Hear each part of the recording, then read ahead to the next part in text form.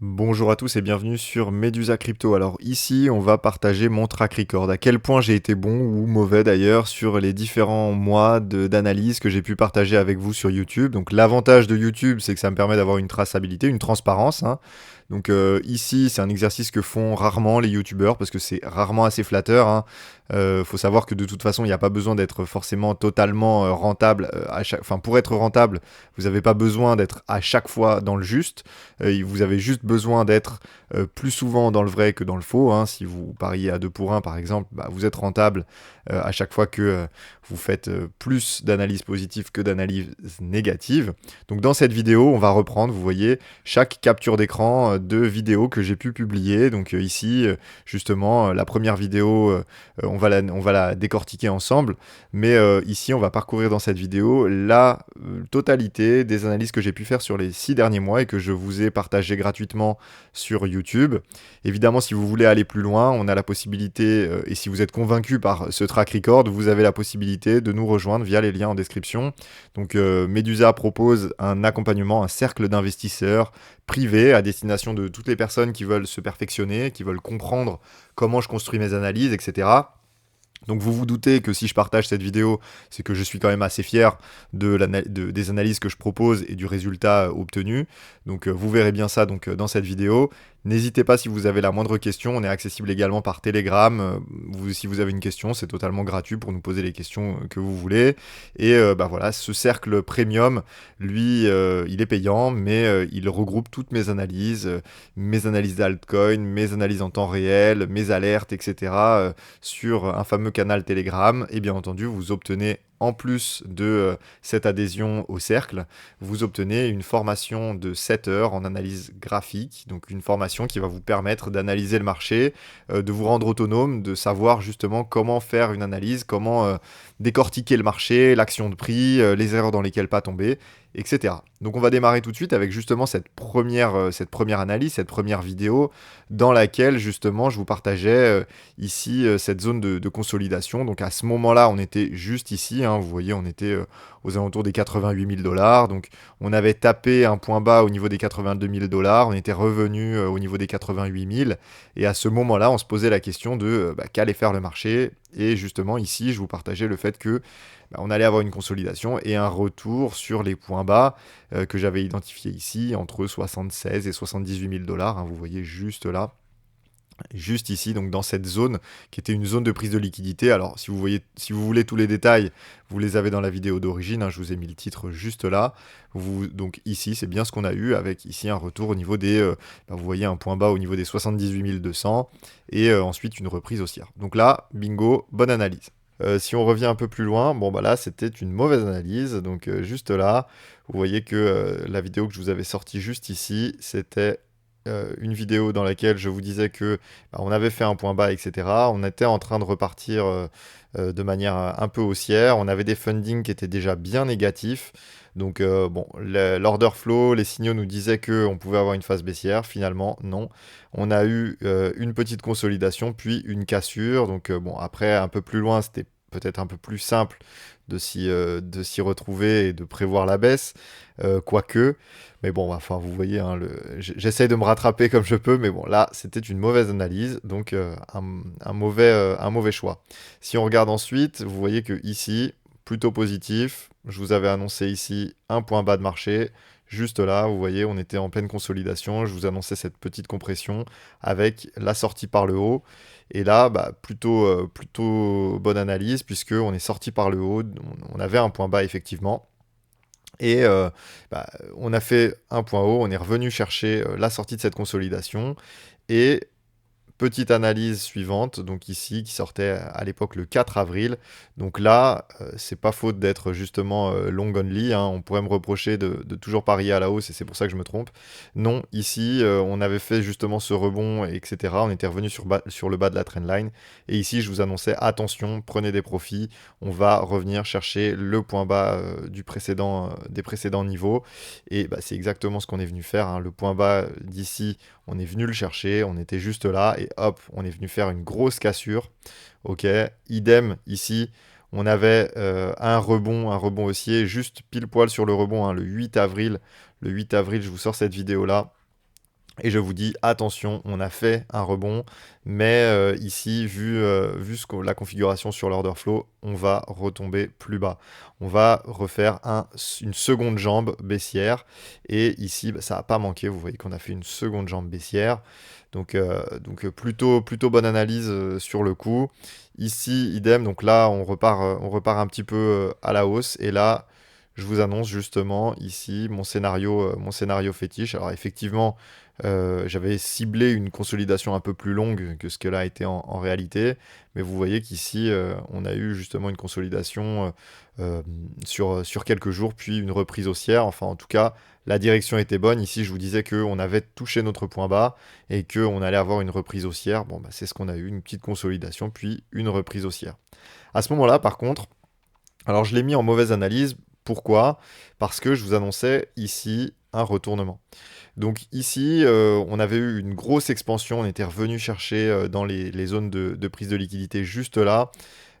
Grosse expansion, deux grosses bougies bien haussières, et je vous annonçais justement un retournement.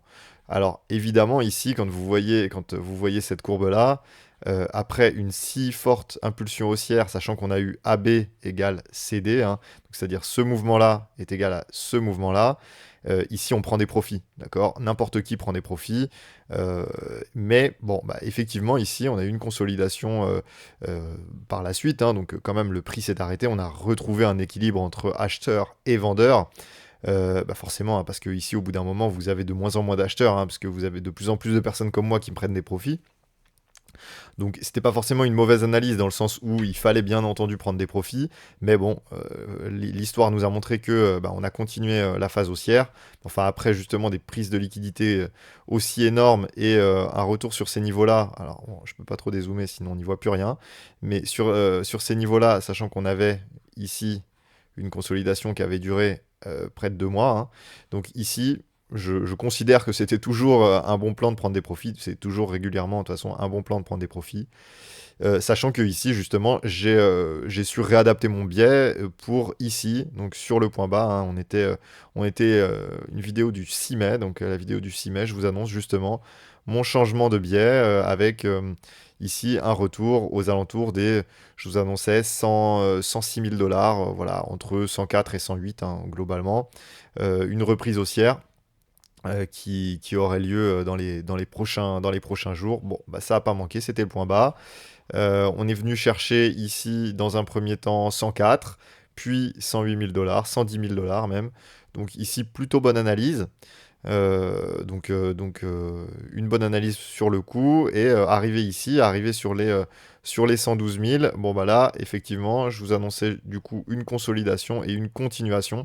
Alors ici je ciblais justement un gros short squeeze avec un retour sur les 140 000 dollars de mémoire, ouais voilà 140 000 dollars. Bon bah vous voyez c'est pas forcément arrivé, hein, c'est pas tout de suite. Ce cycle est plus lent que les précédents. Bon bah écoutez, en tous les cas, bonne analyse, puisque ici, il fallait effectivement jouer la hausse et venir se resituer. Ici, on a fait un point haut au niveau des 110 000. Et ici, idem, hein, toujours, pas faute d'être long only, hein. Quand il faut être short, il faut être short. Quand il faut quitter et prendre ses profits, bah, c'est ce qu'on fait. Donc ici, justement, je vous annonçais la construction d'un M avec le retour sur cette zone de consolidation au niveau des 104 000 dollars. Bon, bah, vous voyez que, hop là, attention, je fais n'importe quoi. Donc vous voyez que ici, c'est ce qu'on a fait juste là, avec la construction du fameux M, et ici, le retour sur la précédente zone d'accumulation au niveau des 104 000 dollars. Donc là, l'analyse était bonne, hein, encore une fois, c'est une analyse de divergence. Enfin, tout était expliqué dans la vidéo.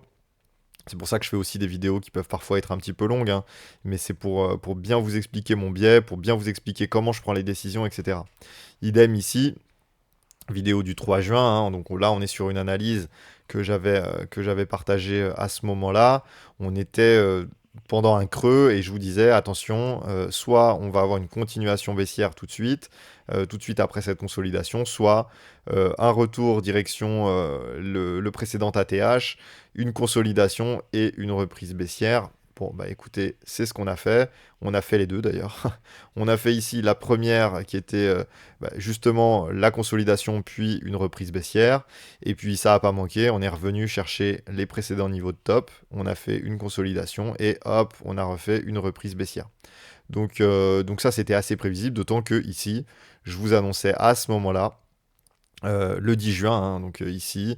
De toute façon, toutes les vidéos sont retrouvables, hein, ça c'est vraiment des captures d'écran, vous retrouvez, je vous ai mis les titres exprès ici, hein, si vous voulez mettre pause. Mais voilà, tous les extraits sont disponibles. Ici, on avait des choses intéressantes. Donc ici, une reprise de l'open interest, des fundings élevés, sur un rebond. Bon, bah ça manque pas, hein. On a en gros la foule qui dit, ça y est, le bottom est posé, je mise tapis sur une continuation haussière. Bon, bah évidemment, on retombe dans les niveaux du précédent V-bottom, et ça n'a pas manqué, hein. Vous voyez que juste là, on est venu rechercher les niveaux du précédent V-bottom, juste ici. On est venu les chercher en plusieurs phases, hein, d'ailleurs, mais on est venu les chercher bien entendu. Ici pareil, rebond, consolidation. On était revenu ici sur ces niveaux sur le précédent order block. Ici, je vous annonçais une reprise, hein, une reprise de la trendline. Vous voyez qu'on avait une zone de consolidation et on avait fait une déviation. Alors ça, c'est très fréquent, hein, sur la courbe du Bitcoin. À chaque fois qu'on crée comme ça des trendlines qui nous créent des triangles de compression, à chaque fois, dans un sens, dans l'autre, une fois, deux fois, trois fois, à chaque fois, on vient faire des déviations qu'on réintègre. Et généralement, quand on fait une déviation qu'on réintègre, c'est pour repartir à la hausse et refaire une autre déviation de l'autre côté. Alors, elle fonctionne ou elle fonctionne pas. La suivante, est-ce que c'est un fake out ou est-ce que c'est vraiment un vrai breakout haussier? Ça, l'avenir nous le dit. Mais justement, donc ça, c'est du moyen terme. En tout cas, sur le court terme, ça nous indique à nous dire, bon, on va avoir une reprise. Et là, vous voyez que c'est exactement ce qu'on a eu. On a eu une consolidation et une reprise haussière. Ici, justement, à ce moment-là, hein, juste avant le breakout, je vous annonçais, on a des fundings qui baissent. Ici, un open interest qui a été complètement vidé. Bon, ici, forcément, on a une reprise haussière. On ciblait 120 000 $. Bon, ici, ça n'a pas manqué. On est venu chercher 123 000 $. Bon, plutôt positif. Bon, après, j'ai fait une petite période où je vous avais pas tenu au courant, je vous avais pas fait plus de vidéos que ça. Mais juste ici, donc le 4 août, je vous ressors une vidéo juste ici, sur le creux, et je vous annonce justement ce qui s'est produit par la suite. On était dans ce creux, je vous annonçais un retour sur la précédente zone de résistance, de support qui s'est transformé en résistance. Donc au niveau là on était au niveau des 116 000, hein, quelque chose comme ça. Hop, une remontée pour une reprise baissière au niveau de l'order block qu'on avait situé ici. Donc ça, c'était une réplique de ce qui s'était passé en 2020. Donc d'où l'intérêt d'avoir quand même de l'expérience sur le marché. Je vous rappelle que moi, ça fait plus de 8 ans, hein, maintenant que je suis sur ce genre de charts, que j'analyse le marché au quotidien, etc. Donc voilà, même si la chaîne YouTube n'a pas forcément un historique énorme, de mon côté, l'expérience s'est construite avec le temps. Et donc c'est ça qui me permet de vous montrer ici que vous voyez, on a eu ce fameux rebond avec ici un retour. Un retour juste là sur les précédents niveaux, et hop, un retour dans la fameuse zone d'order block qu'on avait identifiée ici. On est venu la retrouver juste là. Donc ici, de nouveau, une bonne analyse. Ici, analyse qu'on a fait justement sur ce point bas. Je vous annonçais que c'était un point bas local, que c'était un bottom de marché, qu'on allait avoir une petite consolidation et une reprise haussière. Bon, encore une fois, hein, je devrais adapter mes time frames, hein, parce que là, je vous affiche à chaque fois des choses qui sont très longues. Sauf que sur Bitcoin, c'est beaucoup plus rapide que ça. Donc ici, vous voyez que on a eu un fameux bottom qui a été posé, et avec une reprise haussière. À ce moment-là, par contre, ici, au niveau des 117, donc là, la plus récente, dommage, hein, on finit sur une mauvaise note. Ici, je vous annonçais juste là une reprise sur les niveaux du précédent top, avec justement une reprise assez rapide en V-bottom. Bon, ça n'a pas été le cas. Donc ici, évidemment, ça ne présage pas du fait que on peut avoir une reprise haussière, hein. L'histoire n'est pas terminée pour le coup, hein, on peut très bien voir ça. Enfin bon, je le compte quand même en négatif parce que ici, à court terme, donc je prévoyais un breakout de cette zone, ça n'a pas été le cas. Ça vous montre un petit peu mon track record de manière totalement transparente. Alors il y a assez peu de personnes qui le font sur YouTube parce que bah, c'est rarement flatteur, hein. Vous n'avez pas besoin d'avoir... donc ici on a 15 bonnes analyses sur 17 que je vous ai présentées. Donc on n'a pas besoin d'avoir comme ça 88% du coup de taux de bonne analyse pour être rentable sur les marchés. Évidemment, on a besoin de tout juste une fois sur deux, tant qu'on gère bien son risk-reward. De toute façon, vous n'avez pas forcément besoin d'être tout le temps rentable. L'essentiel, c'est de toujours gagner plus quand vous avez raison que ce que vous perdez quand vous avez tort. Donc voilà, on va s'arrêter là pour cette vidéo. Je vous rappelle, ceux qui le souhaitent, on a la possibilité de vous accompagner. Donc évidemment, on a un accompagnement qui est premium à destination de toutes les personnes qui veulent progresser dans l'analyse de crypto-monnaies. Tout ça, c'est pas de la magie, hein. Tout ça, c'est évidemment des choses qui vous paraissent peut-être un petit peu floues, mais tout ça, ça se comprend. Ça, c'est de l'analyse graphique. Alors quand on me dit que l'analyse graphique ne fonctionne pas, bon bah vous voyez, hein, vous pourrez leur envoyer cette vidéo-là. Euh, L'analyse graphique, ça fonctionne pour peu qu'on ait les bons indicateurs et qu'on sache lire l'action de prix. Le prix nous donne des indications, il faut savoir le lire. Ça, c'est ce qu'on propose justement dans notre cercle d'investisseurs. Donc si vous choisissez de nous rejoindre, vous aurez dès votre premier mois d'adhésion, instantanément dès le premier jour de votre adhésion, on vous envoie une formation de 7 heures en analyse graphique qui vous permettra de comprendre tout ce qui me permet d'analyser un graphique au quotidien, de comprendre comment ça fonctionne, quels sont les tips, les choses à savoir, les pièges dans lesquels ne pas tomber, etc.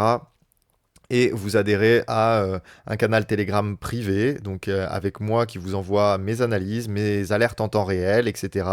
Vous avez la possibilité de me poser vos questions sans souci, j'y répondrai bien entendu. Et vous avez comme ça toutes mes analyses, puisque là, évidemment, entre toutes ces périodes-là, bah, il se passe un certain temps. Et là, l'avantage du canal Telegram, c'est que je peux partager toutes mes analyses en temps réel. Toutes les personnes sont tenues au courant sur le Bitcoin, mais aussi sur toutes les autres altcoins, les altcoins que je suis, mon portefeuille, etc. Donc n'hésitez surtout pas, il y a des places, vous êtes les bienvenus, donc n'hésitez surtout pas, vous avez tous les liens en description de cette vidéo. Je vous remercie, passez une bonne journée.